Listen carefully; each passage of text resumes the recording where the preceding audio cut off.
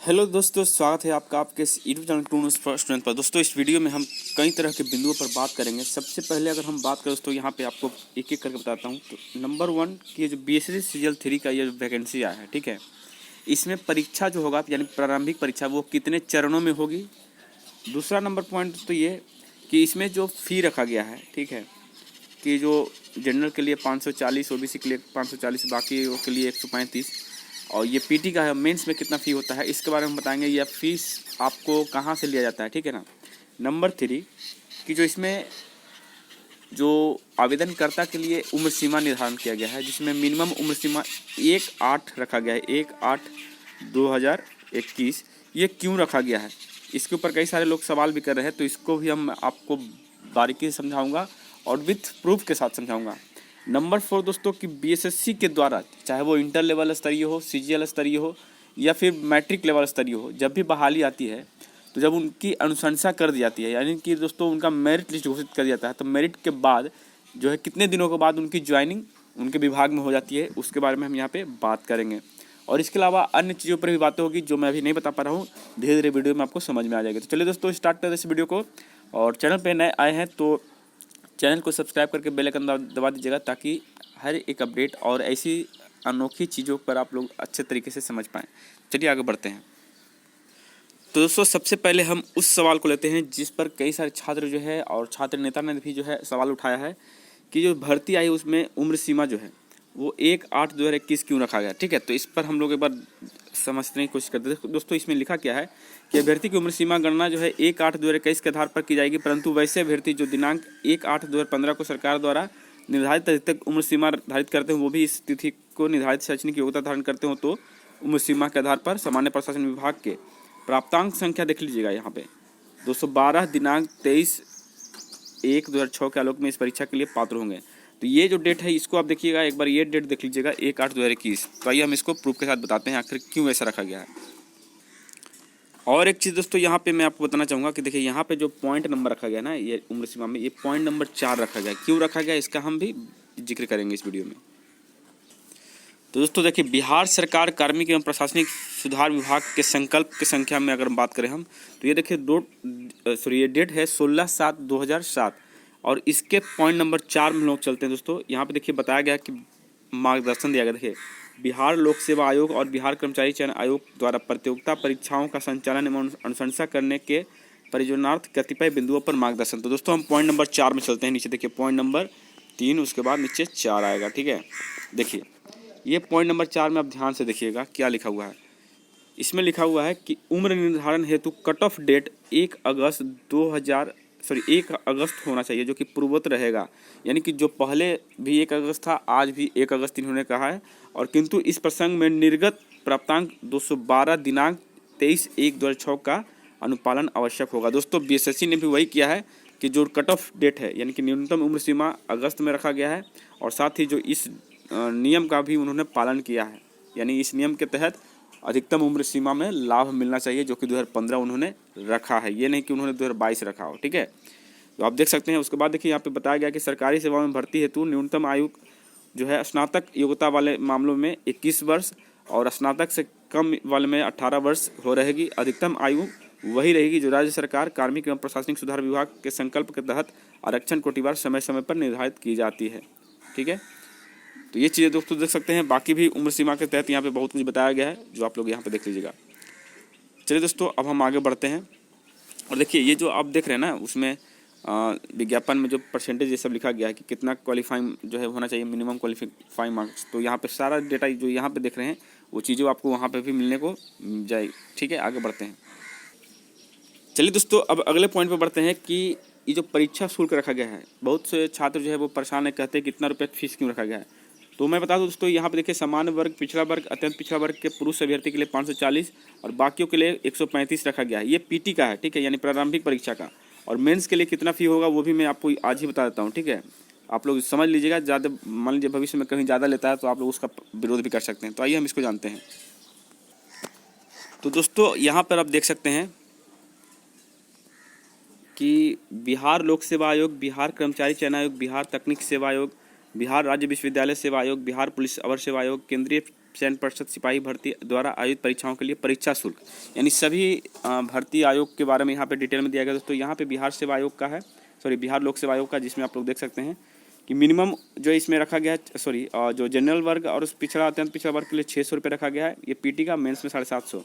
वहीं अगर बात करें दोस्तों, यहाँ पे हम बात कर रहे हैं बिहार कर्मचारी चयन आयोग के बारे में, तो ये डेटा जो है इस वाले भाग में मिलेगा।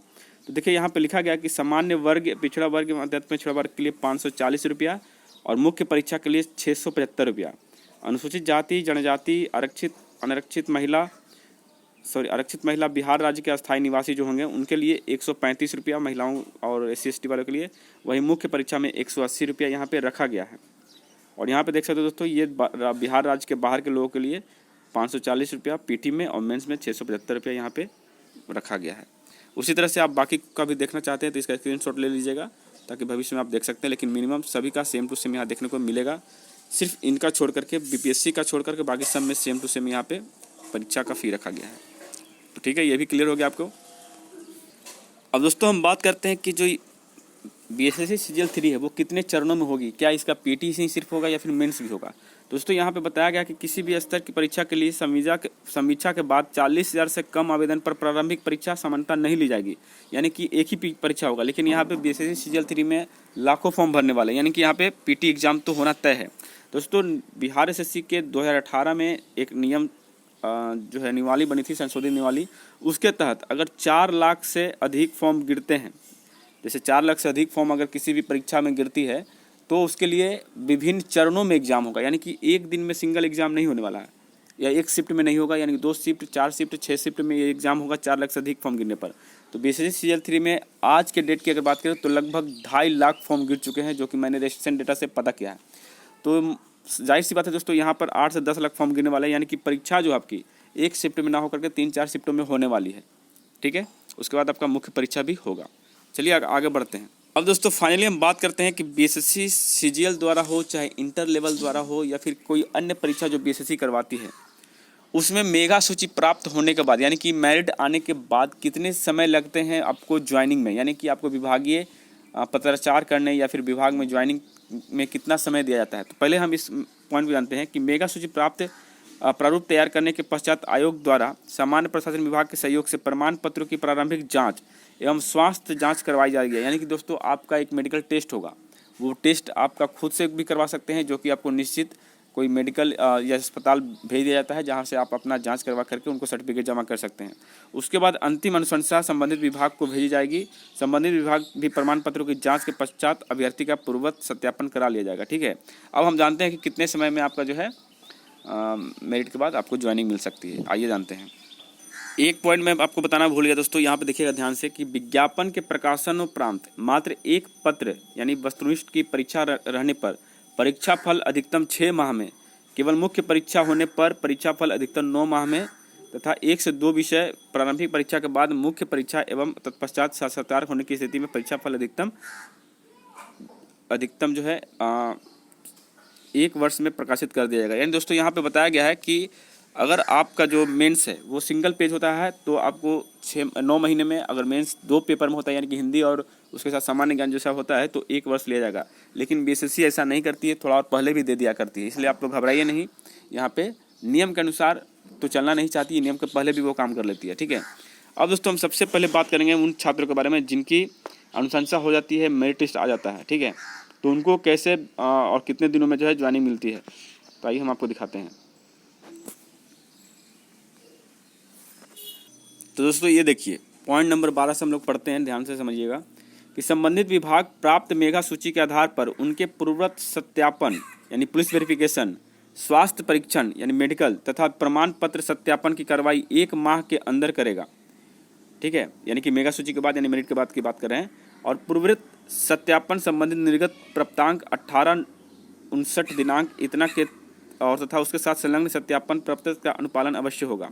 उसके बाद आगे है दोस्तों कि जिन सेवाओं या संवर्गों में अंतर्वीक्षा की व्यवस्था है यानी प्रोबेशन पीरियड की व्यवस्था है, उनके संबंध में स्वास्थ्य परीक्षण मात्र संयुक्त प्रतियोगिता परीक्षा को छोड़कर एवं पूर्ववत सत्यापन की कार्रवाई संबंधित विभागों द्वारा अनुसूचित की जाएगी और संगत प्रमाण पत्रों का सत्यापन पूर्ववत आयोग एवं प्रशासनिक विभाग करेंगे। यानी कि दोस्तों जिन पोस्ट में आपका फिजिकल है, जैसे कि वनरक्षी वगैरह ये सब जो है, उसमें आपका मेडिकल जाँच होगा। ठीक है, उसका दोस्तों संबंधित आयोग द्वारा एक बार अनुशंसा भेज दिए जाने के बाद उसे परिवर्तित नहीं किया जाएगा। सबसे बड़ी पॉइंट यह है दोस्तों कि एक बार मेरिट लिस्ट बन जाएगी ना तो उसको परिवर्तित नहीं कर सकते। हाँ, कुछ पॉइंट है जिस पर परिवर्तित किया जा सकता है, जैसे देखिए, परंतु कतिपय विशिष्ट कारणों यथा विभाग द्वारा अनुशंसा वापस किए जाने या फिर पूर्व संशोधित रिक्तियों में संशोधन कर संशोधित अनुशंसा की मांग करने या न्यायालय के संगत आदेशों के आलोक में आयोग की अनुशंसा में यथोचित संशोधन किया जा सकता है। यानी दोस्तों अगर मामला कोर्ट में रहे तो आपका मेरिट बन जाता है, उसके बाद भी इस पर संशोधित होता है, लेकिन ये बहुत ही रेयर केस है दोस्तों। एक बार मेरिट बन गया तो आपकी ज्वाइनिंग पक्की, बाद बाकी कुछ भी नहीं हो सकता है ना। अब आइए दोस्तों आगे बढ़ते हैं। उपयुक्त कार्रवाइयों के बाद भर्ती हेतु अपेक्षित कार्रवाई सक्षम नियुक्ति प्राधिकार द्वारा की जाएगी। भर्ती के क्रम में कार्मिक प्रशासनिक सुधार विभाग के संकल्प संख्या इतना में निहित निर्देशों का अनुपालन नियुक्ति प्राधिकार द्वारा सुनिश्चित किया जाएगा और योगदान करने के लिए अधिकतम 1 माह का समय दिया जाएगा। यानी दोस्तों आपको 1 महीने के अंदर आपकी ज्वाइनिंग हो जाएगी, ठीक है। और बताया गया किसी उम्मीदवार या उम्मीदवारों द्वारा निर्धारित समय सीमा के अंदर योगदान नहीं देने या अन्य कारणों से रिक्तियां भरी नहीं जा सकने की स्थिति में ऐसी रिक्तियां अगली अध्यादेशना के लिए अग्रणित की जाएगी। यानी बैकलॉग चले जाएगा दोस्तों। अगर आपको मेरिट में नाम आ जाता है, अगर आप ज्वाइन नहीं करते हैं तो वो सीटें बैकलॉग जा सकती है, ठीक है। यानी मेरिट ही एक ऐसा आपका लिस्ट होगा जिसमें आपकी पूरी ज़िंदगी जो है वो समाहित होगी और मेरिट के 1 महीने के बाद आपकी ज्वाइनिंग हो जाएगी। दोस्तों ये वीडियो कैसा लगा? अगर अच्छा लगा हो तो चैनल को सब्सक्राइब करके बेल आइकन दबा दीजिएगा ताकि और भी अच्छी अपडेट आपको हम देते रहें। चलिए दोस्तों आज के लिए इतना ही। जय हिंद, जय भारत।